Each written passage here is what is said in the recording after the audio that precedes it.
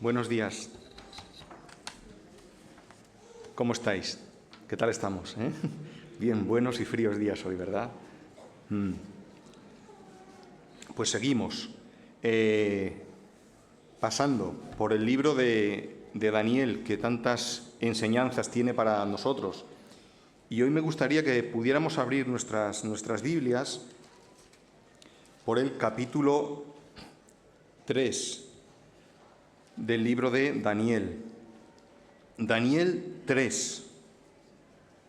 Y dice así la palabra del Señor. Daniel 3. El rey Nabucodonosor hizo una estatua de oro cuya altura era de 70 codos y su anchura de 6 codos. La levantó en el campo de Dura, en la provincia de Babilonia. Y envió el rey Nabucodonosor a que se reuniesen los sátrapas, los magistrados y capitanes, oidores, tesoreros, consejeros, jueces y todos los gobernadores de las provincias para que viniesen a la dedicación de la estatua que el rey Nabucodonosor había levantado. Fueron reunidos, pues, los sátrapas, magistrados, capitanes, oidores, tesoreros, consejeros, jueces y todos los gobernadores de las provincias a la dedicación de la estatua que el rey Nabucodonosor había levantado. Y estaban en pie delante de la estatua que había levantado el rey Nabucodonosor. Y el pregonero anunciaba en alta voz: «Mándese a vosotros, oh pueblos, naciones y lenguas, que al oír el son de la bocina, del salterio, de la flauta, del tamboril, del arpa, de la zampoña y de todo instrumento de música, os postréis y adoréis a la estatua de oro que el rey Nabucodonosor ha levantado. Y cualquiera que no se postre y adore inmediatamente será echado dentro de un horno de fuego ardiendo. Por lo cual, al oír todos los pueblos el son de la bocina, de la flauta, del tamboril, del arpa, del salterio, de la zampoña y de todo instrumento de música, todos los pueblos, naciones y lenguas se postraron y adoraron la estatua de oro que el rey Nabucodonosor había levantado.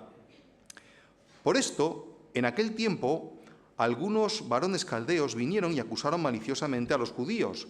Hablaron y dijeron al rey Nabucodonosor: «Rey, para siempre vive. Tú, oh rey, has dado una ley que todo hombre al oír el son de la bocina, de la flauta, del tamboril, del arpa, del salterio, de la zampoña y de todo instrumento de música se postre y adore a la estatua de oro. Y el que no se postre y adore sea echado dentro de un horno de fuego ardiendo. Hay unos varones judíos, los cuales pusiste sobre los negocios de la provincia de Babilonia, Sadrac, Mesac y Abed-nego. Estos varones, oh rey, no te han respetado, no adoran tus dioses, ni adoran la estatua de oro que has levantado». Entonces Nabucodonosor dijo con ira y con enojo que le trajesen a Sadrac, Mesac y Abed-nego. Al instante fueron traídos estos tres varones delante del rey. Habló Nabucodonosor y les dijo: «¿Es verdad, Sadrac, Mesac y Abed-nego, que vosotros no honráis a mi Dios, ni adoráis la estatua de oro que he levantado? Ahora pues, ¿estáis dispuestos para que al oír el son de la bocina, de la flauta, del tamboril, del arpa, del salterio, de la zampoña y de todo instrumento de música, os postréis y adoréis la estatua que he hecho? Porque si no la adorareis, en la misma hora seréis echado en medio de un horno de fuego ardiendo. ¿Y qué Dios será aquel que os libre de mis manos?». Sadrac, Mesac y Abed-nego respondieron al rey Nabucodonosor diciendo: «No es necesario que te respondamos sobre este asunto. He aquí, nuestro Dios, a quien servimos, puede librarnos del horno de fuego ardiendo, y de tu mano, oh rey, nos librará. Y si no, sepas, oh rey, que no serviremos a tus dioses, ni tampoco adoraremos la estatua que has levantado». Entonces Nabucodonosor se llenó de ira y se demudó el aspecto de su rostro contra Sadrac, Mesac y Abed-nego y ordenó que el horno se calentase 7 veces más de lo acostumbrado y mandó a hombres muy vigorosos que tenía en su ejército que atasen a Sadrac, Mesac y Abed-nego para echarlos en el horno de fuego ardiendo. Entonces estos varones fueron atados con sus mantos, sus calzas, sus turbantes y sus vestidos y fueron echados dentro del horno de fuego ardiendo. Y como la orden del rey era apremiante y lo habían calentado mucho, la llama de fuego mató a aquellos que habían alzado a Sadrac, Mesac y Abed-nego. Y estos tres varones Sadrac, Mesac y Abed-Nego cayeron atados dentro del horno de fuego ardiendo. Entonces el rey Nabucodonosor se espantó y se levantó apresuradamente y dijo a los de su consejo: ¿no echaron a 3 varones atados dentro del fuego? Ellos, respondiendo al rey, dijeron: es verdad, oh rey. Y él dijo: he aquí yo veo 4 varones sueltos que se pasean en medio del fuego sin sufrir ningún daño. Y el aspecto del cuarto es semejante a hijo de los dioses. Entonces Nabucodonosor se acercó a la puerta del horno de fuego ardiendo y dijo: Sadrac, Mesac y Abed-Nego, siervos del Dios Altísimo, salid y venid. Entonces Sadrac, Mesac y Abed-Nego salieron en medio del fuego, y se juntaron los sátrapas, los gobernadores, los capitanes y los consejeros del rey para mirar a estos varones, cómo el fuego no había tenido poder alguno sobre sus cuerpos, ni aun el cabello de sus cabezas se había quemado. Sus ropas estaban intactas, y ni siquiera olor de fuego tenían. Entonces Nabucodonosor dijo: bendito sea el Dios de ellos, de Sadrac, Mesac y Abed-Nego, que envió su ángel y libró a sus siervos que confiaron en él y que no cumplieron el edicto del rey, y entregaron sus cuerpos antes que servir y adorar a otro Dios que su Dios. Por lo tanto, decreto que todo pueblo, nación o lengua que dijere blasfemia contra el Dios de Sadrac, Mesac y Abed-Nego sea descuartizado y su casa convertida en muladar, por cuanto no hay Dios que pueda librar como éste. Entonces el rey engrandeció a Sadrac, Mesac y Abed-Nego en la provincia de Babilonia. Hasta aquí la palabra del Señor. Y seguro que este es uno de estos relatos, ¿verdad?, que nos encantaba escuchar de niños, ¿no?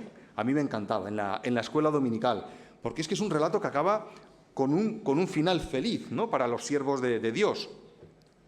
Pero es que yo creo que es una historia con la que seguramente muchos nos podemos sentir identificados, ¿verdad?, porque colma las aspiraciones más profundas que muchos tenemos, ¿no? Y es que los poderosos y los autoritarios son humillados, ¿verdad?, mientras que los débiles y los humildes son exaltados y vindicados. Ahora, estoy seguro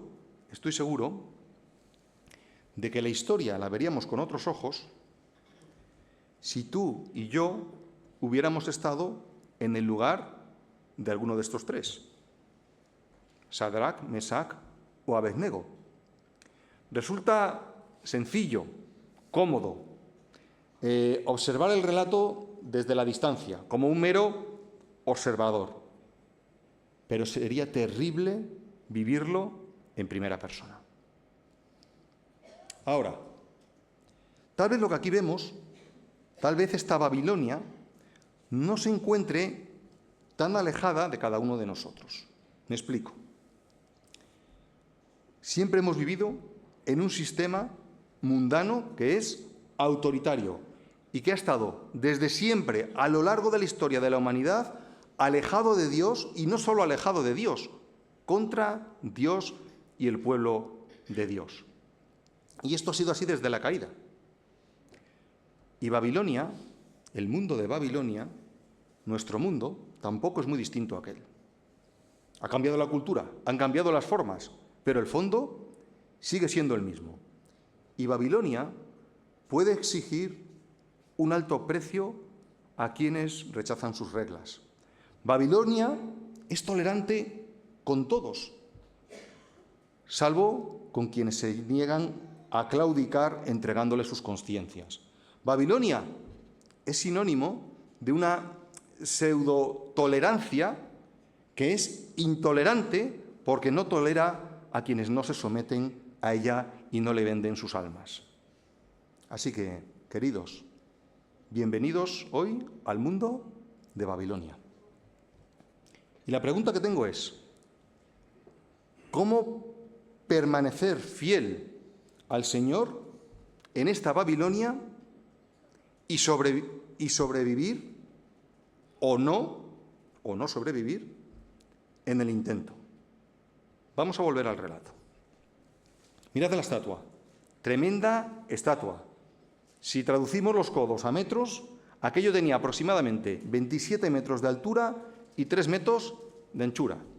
Se podía ver desde cualquier lugar de la capital de Babilonia. Ahora, es curioso porque esta estatua es muy diferente a la del capítulo 2, ¿os acordáis? A la del capítulo en el que Dios le revela a Nabucodonosor por medio de un sueño el signo de los tiempos.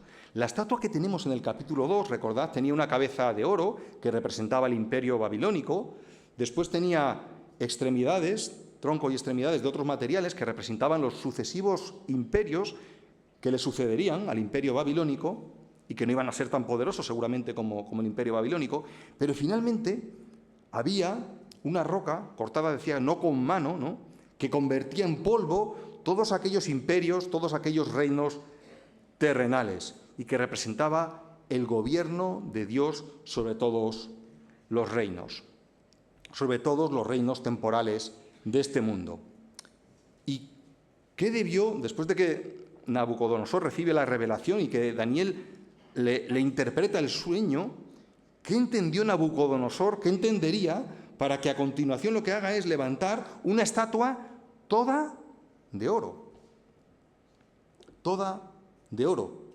Yo creo que entendió justo lo contrario de lo que Dios le quiso revelar, de lo que Dios le quiso decir, y se lo puso muy claro, Y se lo puso muy claro.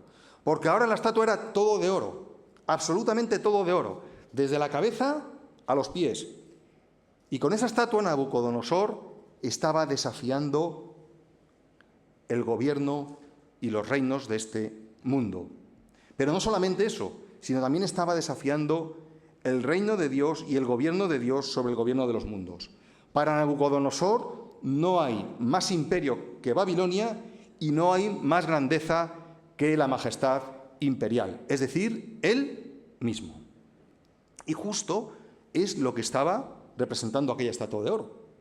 Aquella estatua de oro representaba la grandeza de Babilonia, esa grandeza encarnada en Nabucodonosor. Tal vez él se pensaba que era una especie de encarnación de la divinidad, ¿no? Y todos debían adorar esa estatua que simbolizaba la grandeza imperial, la grandeza del imperio babilónico.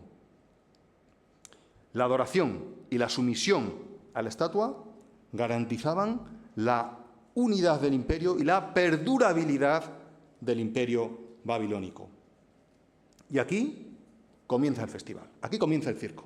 Comienza el circo babilónico. Se trata de un espectáculo impúdico, bochornoso, al esplendor y majestad del imperio encarnado en esta persona, en su emperador Nabucodonosor. Y asistimos también a un espectáculo bochornoso de lealtad impuesta. Fijaros que si no adoraban la estatua, ¿cuál era la amenaza? Todos iban a morir, el que no adorase, quemaditos, churruscaditos en el horno de fuego. ¿Qué lealtad es esta? ¿Qué lealtad es esta que ha de imponerse, verdad? ¿Qué seguridad tenía Nabucodonosor en sí mismo para tener que imponer bajo tamaña coacción y amenaza la lealtad de sus súbditos y de sus siervos? Y otra cosa me pregunto, ¿cuántos de los participantes de aquel circo, de aquel festival, no estarían pensando en cómo traicionar al emperador en cuanto pudieran y cómo quitárselo de encima? Ya sabemos lo que ocurre en las cortes imperiales, ¿no? Que todo el mundo quiere ser el siguiente sucesor. O tal vez estaban dispuestos a vender su lealtad al mejor postor. Pues seguramente que unos cuantos de los que habían allí postrados delante de la estatua estaban dispuestos a eso, a traicionar al emperador o vender su lealtad al mejor postor. Había tres que no. Había tres que no, porque no estaban allí. Habían hecho novillos. Se habían, como se suele decir hoy en día, esto es una palabra muy española, yo creo que no existe en otro idioma, se habían escaqueado. Se habían escaqueado. Se habían podido pasar desapercibidos y aquellos tres, Sadrac, Mesach y Abed-nego, no estaban formando parte, participando de tamaño espectáculo, de tamaño circo. Yo en realidad creo que ellos decidieron mantener un perfil bajo. Vamos a ver si Si esto pasa, ¿no?, nosotros nos pasamos desapercibidos y ya está. Y pasa el espectáculo y se acabó, ¿no? El contexto parece indicar, ¿no?, que Sadrac, Mesac y Abednego, ninguno de los tres, buscaron confrontar, ¿verdad?, con los poderes del Estado, en concreto con la figura del emperador, que estaban esos poderes encarnados en Nabucodonosor. Ahora, hay algunos, seguramente envidiosos, porque estos tres ocupaban, no es fácil pasar desapercibido cuando ocupas un lugar de responsabilidad en la corte imperial. Estos tres ocupaban un lugar de mucha responsabilidad. Y en una primera instancia sí que pasaron desapercibidos, pero en un segundo instante fueron descubiertos. Seguramente estuvieron vigilándolos, ¿no?, y en un momento se descubrió el pastel. Y se les acusa. Se les acusa de que no están adorando la estatua, de que no están obedeciendo las leyes de Babilonia, de que no están sometiéndose y sujetándose al emperador. Ahora, mira los términos de la acusación. Acompáñame al versículo 12. Dice así: hay unos varones judíos, los cuales pusiste sobre los negocios de la provincia de Babilonia. Estos eran importantes, eran como una especie de primeros ministros, ¿no?, secretarios de Estado, ¿no?, de la provincia de Babilonia. Sadrac, Mesac y Abednego. Estos varones, oh rey, dice, no te han respetado, no adoran tus dioses, ni adoran la estatua de oro que has levantado. Fíjate que es muy sutil, ¿no?, pero distingue entre los dioses de Babilonia y el Dios que tú has levantado. Y eso equivale a no respetarte. De alguna forma, traduciéndolo, parafraseando, están diciendo, mira, no es muy correcto que no adoren los dioses, ¿no?, locales de Babilonia, que no adoren todos los dioses del panteón. Eso hasta lo podríamos tolerar. Podríamos tolerar incluso tal vez podríamos tolerar que ellos adoraran a su Dios local, podríamos tolerar que adoraran a Jehová. Pero hay una cosa que es intolerable, es que no adoran la estatua que has levantado, es que no te adoran a ti, oh majestuoso Nabucodonosor. Es inaceptable que no adoren la estatua símbolo de tu divinidad, símbolo de la unidad y la perdurabilidad del imperio. ¿Te suena esto? Salvando las distancias, y tal vez en algún caso extremo, se podría asemejar tantas veces a nuestra Babilonia, tan tolerante con todo y tan intolerante con quien no se vende a ella.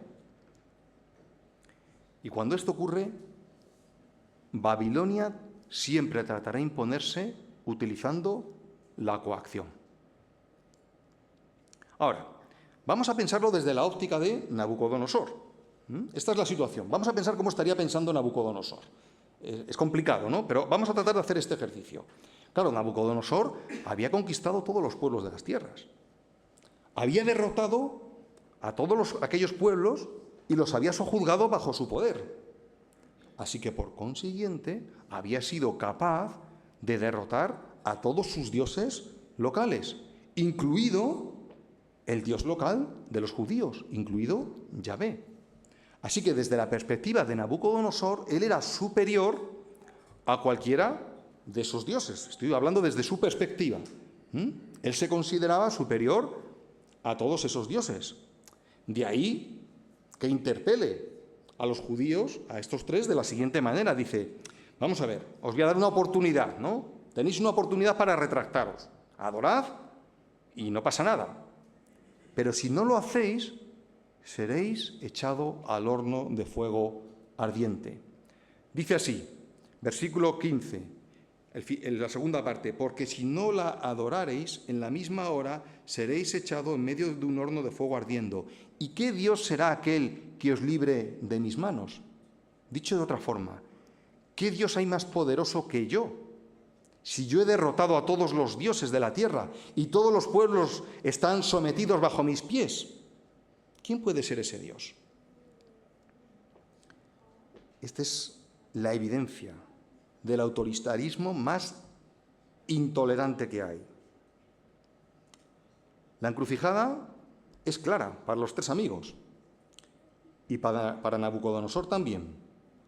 Adorar o arder. O adoras o ardes. Tremendo, tremendo autoritarismo. Y con este autoritarismo y esta intolerancia no hay lugar a la discusión. ¿Qué se puede razonar? ¿Se puede hablar de dioses? ¿Se puede hablar de teología? ¿Se puede hablar de filosofía? No se puede hablar de nada. Por eso los tres amigos que dicen, no es necesario, versículo 16, que te respondamos acerca de esto. No podemos entrar en el debate dialéctico. A la intolerancia, al autoritarismo, no se le responde con confrontación, sino se le responde con testimonio. Y eso es teología práctica.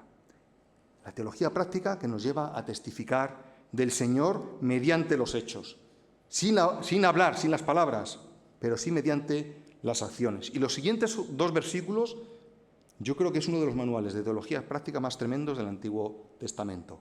Los versículos 17 y 18. Y es un manual de teología práctica que bien se podría resumir así. Nabucodonosor, me estás poniendo ante la disyuntiva, ¿adorar o arder? Pues te voy a decir la respuesta. La respuesta es arder para adorar. Arder como acto de adoración. Versículo 17. Nuestro Dios, a quien servimos, puede librarnos del horno de fuego ardiente, y de tu mano, oh Rey, nos librará. Fíjate qué tremendo, ¿eh? Esto sí que es teología práctica. Dice primero que nuestro Dios. Jehová no es como tus dioses, que están ahí siempre externos, que son ajenos a las personas. Jehová es un Dios personal, es nuestro Dios. Le conocemos, sabemos que nos ama y sabemos que no hay Dios como Él. Él es nuestro Dios, un Dios personal. Como consecuencia es un Dios a quien servimos. Es un Dios a quien servimos. Y no le servimos coaccionados ni obligados por nada. Lo servimos voluntariamente, le servimos porque queremos. Él no reclama nuestra lealtad bajo coacción, como lo estás haciendo tú. Él nos deja libertad, pero nosotros libremente le servimos porque es nuestro Dios. De hecho, cuando servimos en la corte y cuando trabajamos en tus negocios, en realidad lo que estamos pensando es que estamos sirviendo a nuestro Dios, lo estamos haciendo como un servicio a nuestro Dios. En tercer lugar, puede librarnos. Jehová, nuestro Dios, es poderoso, es más poderoso que tú y puede sacarnos del fuego ardiendo. Te lo voy a ilustrar tratando de cuantificarlo. Mira, en matemáticas, esto es una cuestión, cuando examines un libro de matemáticas, si tú ves en un libro de matemáticas una letra griega que es la épsilon, eso siempre en matemáticas está representando una cantidad que es pequeña y despreciable. Así que acuérdate, cuando veas un épsilon, en tu mente siempre esto es pequeño y despreciable. Y además, no solamente es pequeño y despreciable, sino que cuando pasa el tiempo cada vez es más pequeño y más despreciable. Cuando digo despreciable no digo en sentido despectivo del término, lo digo en sentido de que es insignificante, de que cada vez se va haciendo más pequeñito, más pequeñito. Y cuando veas otro símbolo, que es un 8 tumbado, eso se llama infinito. Y eso es algo tremendo, algo que no se puede medir, algo que cada vez crece más, algo que cuando tú lo ves te explota la cabeza y cada vez es más mayor, siempre crece, siempre crece. Lo que le están diciendo aquí estos tres amigos a Nabucodonosor es: emperador, tu imperio y tu persona es un épsilon y nuestro Dios es infinito. Tu poder es un épsilon y nuestro Dios tiene un poder infinito. ¿Te imaginas qué bofetada al orgullo del emperador? Esto se lo están diciendo sin palabras, ¿no? Se lo están diciendo con una declaración de fe. Puede librarnos y de tu mano, dice, nos librará. Y esto, de tu mano los librará, es más que una declaración de confianza. Es el convencimiento, la completa seguridad de que sus vidas están en manos de ese Dios tan cercano, tan poderoso, tan impresionante a que sirven. A Él se confía. Y esta declaración es impresionante porque no se basa en las ideas que puedan tener acerca de Dios, sino que descansa y se basa en una relación íntima con Él, cultivada a lo largo de los años. Queridos, no podremos resistir a Babilonia si no cultivamos este tipo de relación personal e íntima con nuestro Dios, conociéndole cada día más. Es imposible resistir a Babilonia si no estamos en esa relación con Dios. Ahora, si impresiona el versículo 17, a mí aún me impresiona más el versículo 18. Mira lo que dice el 18. Dice, y si no sepas, oh rey, que no serviremos a tus dioses, ni tampoco adoraremos la estatua que has levantado. Nuestro Dios, le están diciendo, a quien servimos, no está sujeto a nuestra conveniencia. Nuestro Dios puede librarnos. Estamos convencidos, estamos confiados en eso. Ahora, no es Dios como tú o como tus dioses al que le podamos torcer el brazo para forzarle a obrar en nuestro favor.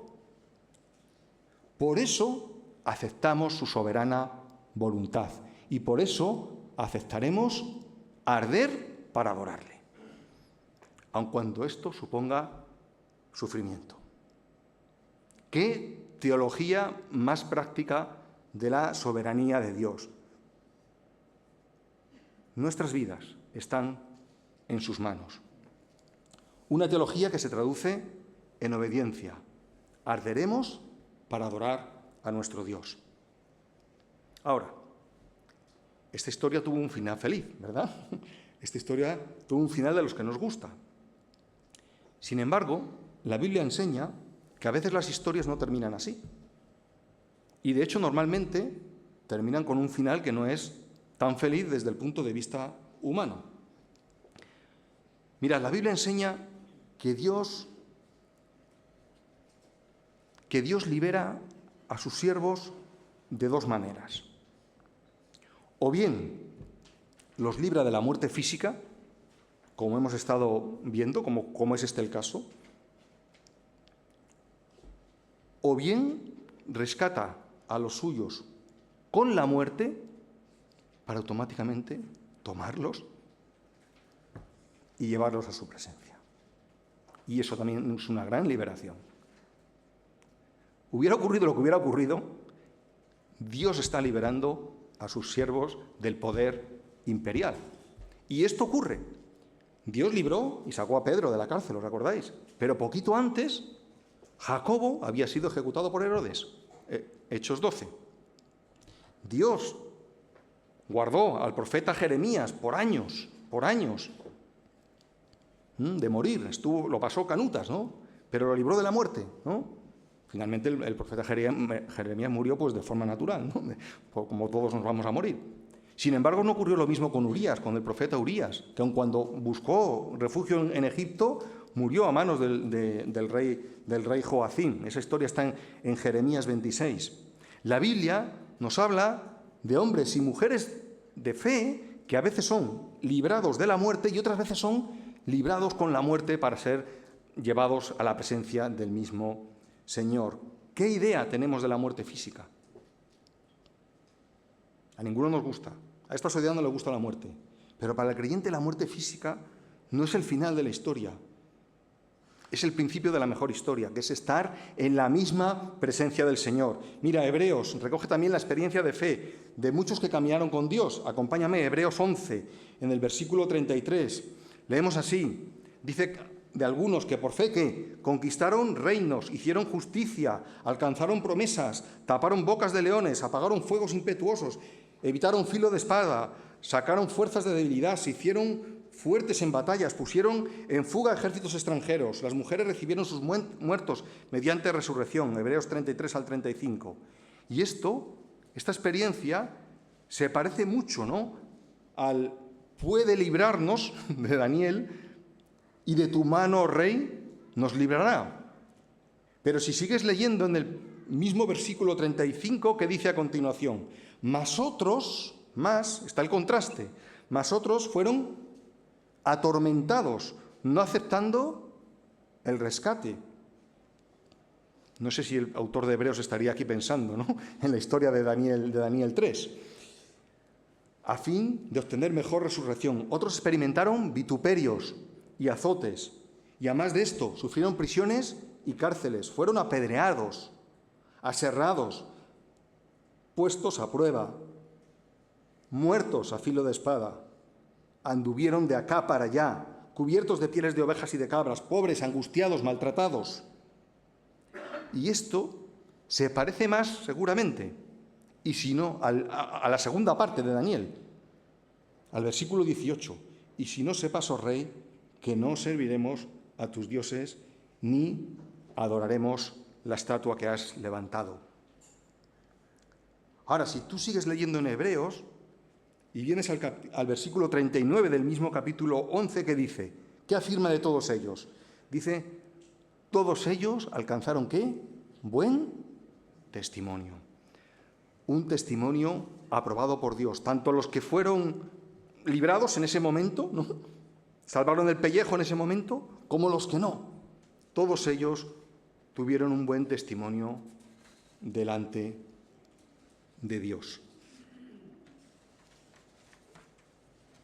¿Y nosotros cómo es nuestro testimonio? Volvamos al relato. ¿Qué pasó con el emperador cuando recibió esta respuesta?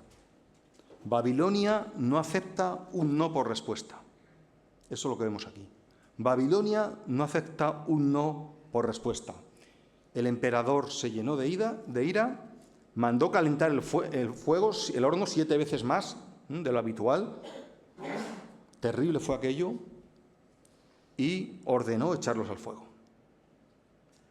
Y allí en el fuego tiene lugar algo que es impresionante. Yo no sé cómo estarían pensando ellos que Dios los iba a librar, ¿no? Pero pongámonos a pensar, ¿el creador del fuego no va a poder librar del fuego? ¿No va a poder apagarlo? Sería una posibilidad, ¿no? El creador del fuego puede apagar el fuego, ¿no? Puede mandar que llueva, una tempestad tremenda que apague el fuego. Hay muchas maneras, ¿no? Ahora, lo que yo creo que tal vez no pensaron es que el creador del fuego no iba a mandar a apagar el fuego, ni iba a caer allí una tempestad de miedo, sino que el creador del fuego iba a estar con ellos en el fuego. Iba a protegerlos con su misma presencia en el fuego. Nabucodonosor observa espantado lo que ocurre dentro del horno. Ahora hay un cuarto ser allí. Una persona, alguien que dice que es semejante a los hijos de dioses. Muchos eruditos coinciden que esto es una preencarnación de Dios. La segunda persona de la Trinidad, allí con ellos, protegiéndolos en medio del fuego. El caso es que caminaban por el fuego como si nada, como si aquello no fuera con ellos. Sea como fuere, lo que está claro es que Dios manifestó su poder, su presencia en medio del fuego para proteger y vindicar a los suyos. Y dejar claro algo, que Él es el que gobierna en el reino de los hombres. El emperador pasó de la soberbia inicial, ¿os acordáis cuando levantó la estatua?, a la ira cuando no aceptó un no por respuesta, al espanto cuando vio lo que vio y a continuación a la humillación cuando tuvo que doblar rodillas delante del Dios de los cielos. Leemos: entonces Nabucodonosor dijo, versículo 28, bendito sea el Dios de ellos, de Sadrach, Mesach y Abed-nego, que envió su ángel y libró a sus siervos que confiaron en él y que no cumplieron el edicto del rey y entregaron sus cuerpos antes que servir y adorar a otro Dios que su Dios.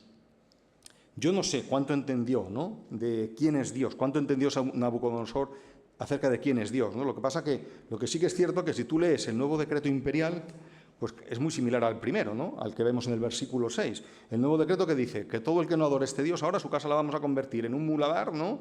De nuevo estamos en las mismas, ¿no? Tal vez él pensó, bueno, aquí se ha manifestado otro Dios más, ¿no?, que yo no tenía controlado, ¿no? No sé, me estoy imaginando. A lo mejor este es el Dios del fuego, ¿no? Y hay que añadirlo al panteón, ¿no? Y cuidado el que no adora al Dios del fuego, que se va a enfrentar conmigo, ¿no? No entendió que el Dios vivo, el Dios verdadero, el único Dios, el todopoderoso, no impone la adoración, sino que nos acompaña. Y cuando Él te acompaña, cuando Él está contigo a través de Jesucristo, ¿cómo no adorarle con lo que Él ha hecho por ti y por mí? ¿Cómo no entregarle nuestras vidas? Yo no sé lo que entendió Nabucodonosor. Lo que sí que es cierto,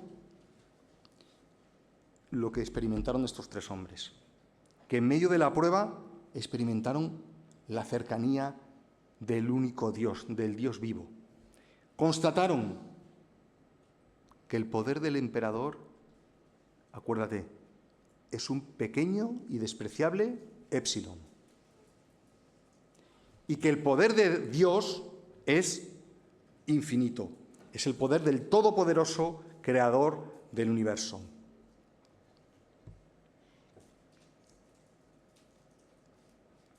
Pues hoy tengo algo también para nosotros. Yo creo que tiene esta palabra algo para nosotros. Hoy, en el siglo XXI, preparémonos. El mundo en el que vivimos, en el fondo, no es muy distinto a Babilonia. Sigue habiendo tiranía, intolerancia y muchas veces reclama sumisión absoluta. Y o nos preparamos o Babilonia nos llevará por delante. Y al examinar esta historia, yo he de decir que no tengo el coraje de estos tres amigos. No tengo esa valentía. Ahora, tampoco creo que la Biblia nos los esté presentando como tres héroes. Yo creo que el tema central aquí no es si estas personas eran tres héroes o no. Yo creo que debían estar tan muertos de miedo que dijeron, bueno, si ya me estoy muriendo de miedo, mejor al fuego, ¿no? Como hubiéramos estado cualquiera que estuviera en sus circunstancias. El tema central de esta historia es que Dios es infinito. Es que Dios está en el trono y Babilonia está a sus pies. Y eso es lo que demuestra esta historia. Lo que sí que vemos de ellos es que estuvieron preparados para ese momento. Y estuvieron preparados porque conocían a su Dios y porque cultivaron una relación íntima y estrecha con Él. Una relación que les llevó a esa teología práctica, ¿no?, a esa teología que se pone en marcha. Y mi pregunta es, ¿se puede ser discípulo de Cristo en Babilonia y no morir, o tal vez sí, en el intento? Pues sí, se puede. Se puede si desarrollamos esta teología tan práctica, la teología de tener un conocimiento íntimo de Dios, una relación estrecha con Él, una relación que relativiza el poder de Babilonia porque Dios es soberano y poderoso. Una relación y una teología práctica que no claudica ante los deleites de Babilonia, porque Cristo y el Evangelio es la única fuente de nuestra satisfacción y de todo deleite. Que no se rinde al brillo y a las luces de neón de Babilonia, porque Cristo es glorioso, nuestra única luz y nuestra única aspiración. Que sirve en Babilonia, porque en realidad está sirviendo a Jesucristo el Señor. y que rechaza cualquier reclamo de lealtad que pretenda ocupar el lugar que solo corresponde a Cristo el Señor. Este es el manual teológico, práctico, que vemos en Daniel 3, versículos 17 y 18. Fijaros, no es un manual que nos llama al enfrentamiento, a la confrontación, a la disensión. Es un manual que nos llama al testimonio en medio de Babilonia. Un testimonio vívido, que destapa a las claras lo insignificante que es Babilonia y lo miserable que es su esplendor. ¿Te abruma Babilonia? ¿Nos intimida Babilonia? La Biblia enseña, y esta historia yo creo que enseña, que el mundo de Babilonia está a los pies del siervo de Dios. Y no porque el siervo de Dios sea muy importante, sino porque el siervo de Dios está en comunión con su Señor, en comunión íntima con Él, y el mundo de Babilonia está a los pies de su Señor. Necesitamos conocer más a Dios y vivir en comunión con Él,